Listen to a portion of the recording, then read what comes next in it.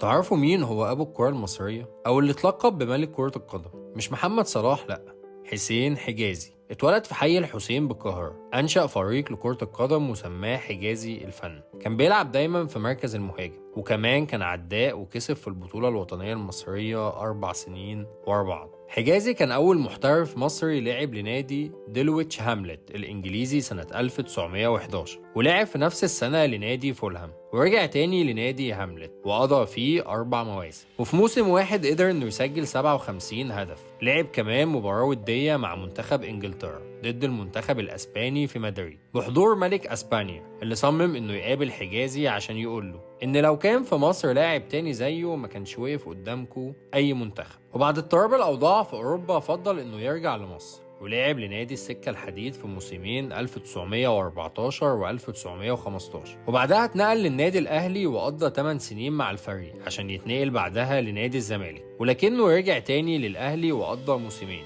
قبل ما يرجع تاني لنادي الزمالك اللي فضل فيه لحد ما اعتزل. شارك حجازي مع المنتخب المصري من بداية تأسيسه سنة 1916، وكان كابتن منتخب مصر في دورة الألعاب الأولمبية ببلجيكا سنة 1920 ودورة باريس الأولمبية سنة 1924 اللي سجل فيها هدف في مرمى منتخب المجر. كان عنده وقتها 35 سنة، وكان أكبر لاعب يسجل في تاريخ الدورات الأولمبية لحد ما كسر رقمه بعد 88 سنة اللاعب رايان جيجز. بعد اعتزاله كان ليه دور في تأسيس الاتحاد المصري، وكان ضمن أعضاء أول مجلس إدارة للاتحاد، وفضل لمدة 4 سنين، حتى إنه باع معظم الأراضي اللي كان بيمتلكها لتحسين البنية الرياضية في مصر. اتوفى حجازي في مصر سنة 1961، وتسمى الشارع اللي كان ساكن فيه باسمه تكريما ليه. ودي كانت قصة النهاردة من اسمك مش غريب.